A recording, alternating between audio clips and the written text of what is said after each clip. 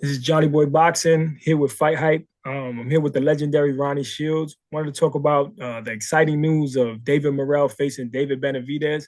What are your thoughts on that? And how did this fight come about? Do you have any inside details of how that worked out? Well, they've been talking about it for about a year and a half now, and they never could get anything worked out. But since they both moved up to 175, they both won minor titles. You know, it's just the right time to do it. They've been wanting to fight each other for a while now. So, from what I understand, that they sent the contract to Benavidez promoter, and they presented it to him, and they accepted. So it's going to happen. That's it. Now, I interviewed you about 2 weeks ago in New York City. Did you know this was already going to happen? This was a done deal back then, or It wasn't done back then. It wasn't done. It was just talk. There was talking.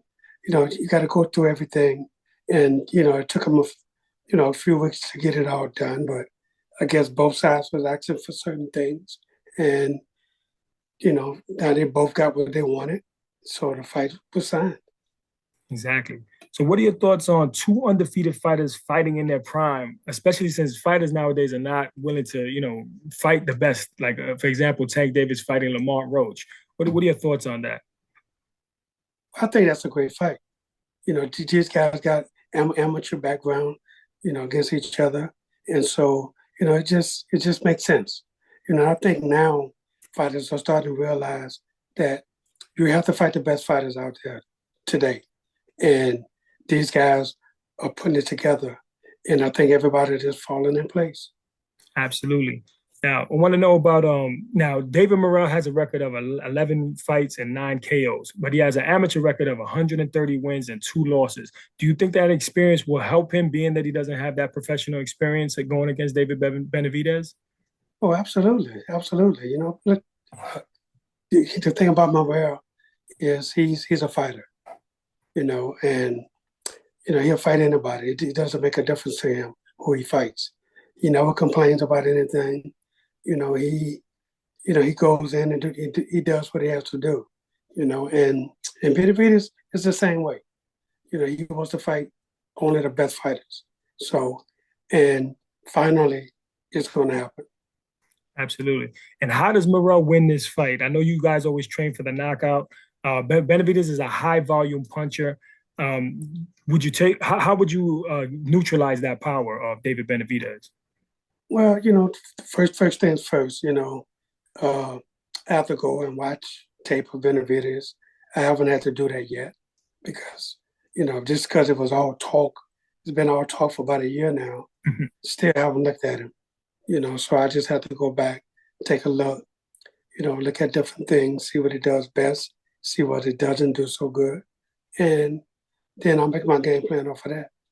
Absolutely. You have plenty of options. If Morel is victorious against David Benavidez and he stays at 175, he can fight the winner of Dimitri Bivol or Artur Beterbiev. Or I think that Canelo will be interested and he can go back to 168 and fight Canelo Alvarez. What would you prefer him to do? Would you rather have him stay at 175 or drain himself to 168? What do you think? I think right now, it's best that he still stay at 175. I think 175 is, he feels comfortable. He feels more comfortable at 175. Remember, Davis, that he's not an old guy. He's a young guy. So he's still growing, and he feels so much comfortable at 175. If Canelo wants to fight, he can always move up like he did before. Now, Edgar Berlanga was paid in excess of $17.5 million for that fight. Yeah, would it be worth it for him to go back to 168 and just to take the money and see if you can be victorious, fight the face of boxing, then go back up to 175 for that large amount of money, or it's not about the money? Well, I think right now we just have to take one step at a time. you know, it's all everything sounds good, sounds dandy, but still we got to beat Benavidez first before we think about anything else. So now that we just signed this fight, that's where our focus has to be. We can't worry about Canelo, can't worry about Bivol or Petrevia, either one of those guys.